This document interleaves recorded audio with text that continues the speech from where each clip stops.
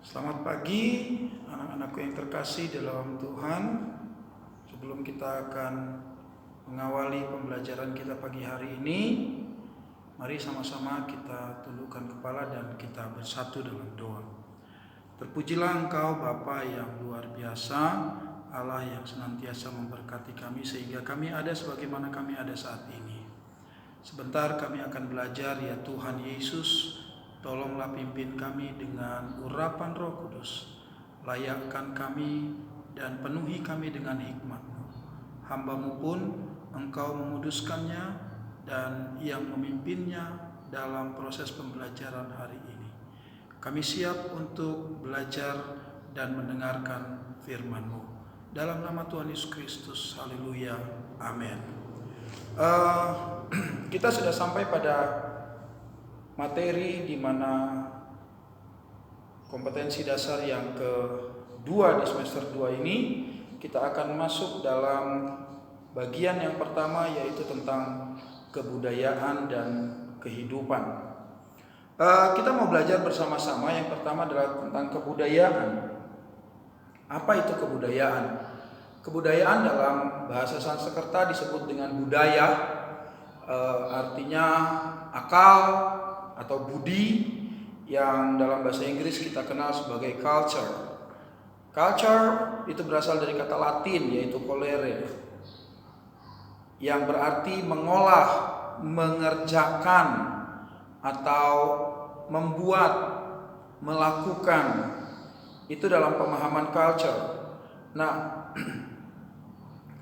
dalam pemahaman yang lain, culture bisa juga itu dipahami sebagai daerah, wilayah, tanah, dan lain sebagainya. Tetapi dalam hubungannya kali ini, kebudayaan dipahami sebagai sebuah pengerjaan, pengelolaan, pengusahaan oleh manusia terhadap kemungkinan-kemungkinan dalam alam cipta. Hal itu disampaikan oleh seorang J. Verquil. Verquil memahaminya sebagai suatu pengerjaan, pengelolaan, pengusahaan. Dengan kata lain, ada daya, ada tenaga, ada ide, ada pemikiran yang keluar dari dalam diri manusia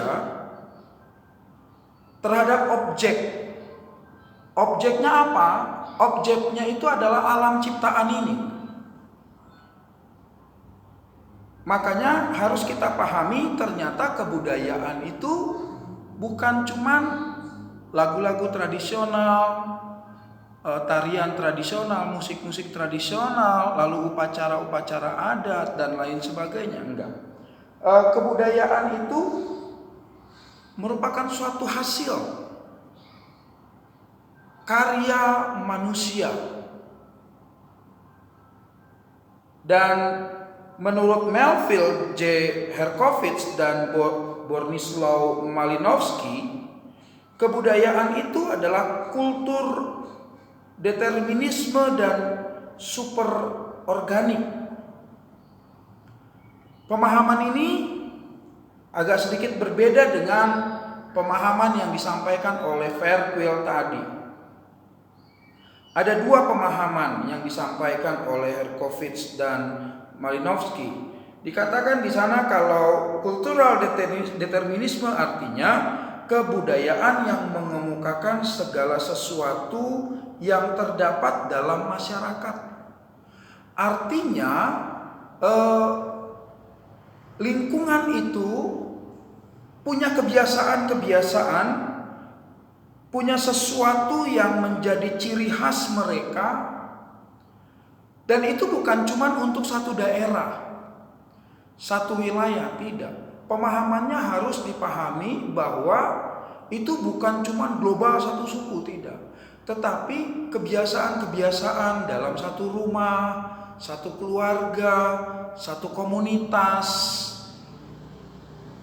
Jika itu dilakukan menjadi suatu kebiasaan di sebuah keluarga, rumah tangga, komunitas dan lain sebagainya, itu adalah budaya. Kalian di tengah-tengah keluarga kalian, kalau misalnya makan malam itu setiap hari bersama papi, mami, kalian anak-anaknya dan seluruh isi rumah tangga itu makan bersama setiap malam, itu disebut juga dengan budaya. Dan Melville dan Malinowski memasukkan itu, mengidentikan itu dalam suatu kebiasaan pada masyarakat.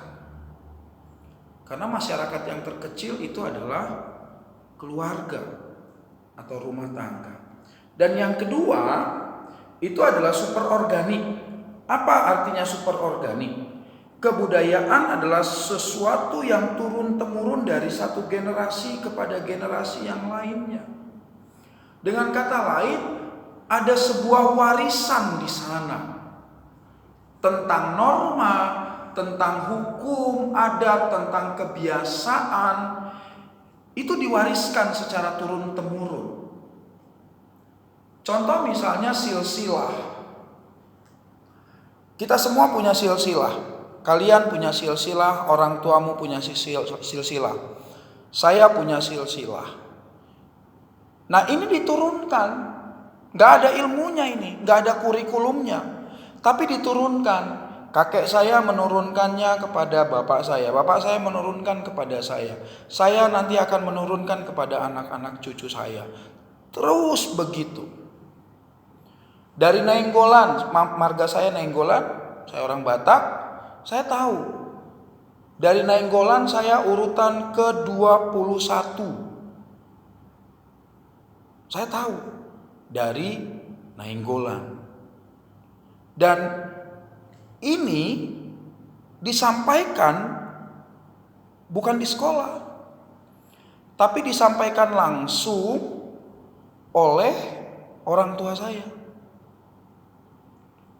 Orang tua saya didapat dari orang tuanya, terus begitu. Ini artinya ada sebuah warisan. Apa yang diwariskan? Norma, nilai-nilai kebiasaan marga kami. Sama seperti nilai-nilai kebiasaan dari keluarga kalian masing-masing. Setiap etnis kita pasti punya berbagai macam norma-norma kehidupan, dan itu tidak diturunkan secara keilmuan yang formal, tapi diturunkan secara turun-temurun, diajarkan kepada anak-anaknya secara informal. Itu yang dipahami sebagai super organik. Kebudayaan yang dipahami sebagai super organik. Nah, karena itu begitu pentingnya kita memahami apa yang disebut dengan kebudayaan. Ternyata kebudayaan itu bukan hanya ritual-ritual tradisional, tetapi termasuk juga adalah kebiasaan-kebiasaan sehari-hari dalam kehidupan kita. Video ini adalah video bagian pertama atau part pertama, yang nanti akan saya lanjutkan dengan part kedua tentang ciri-ciri kebudayaan. Thank you.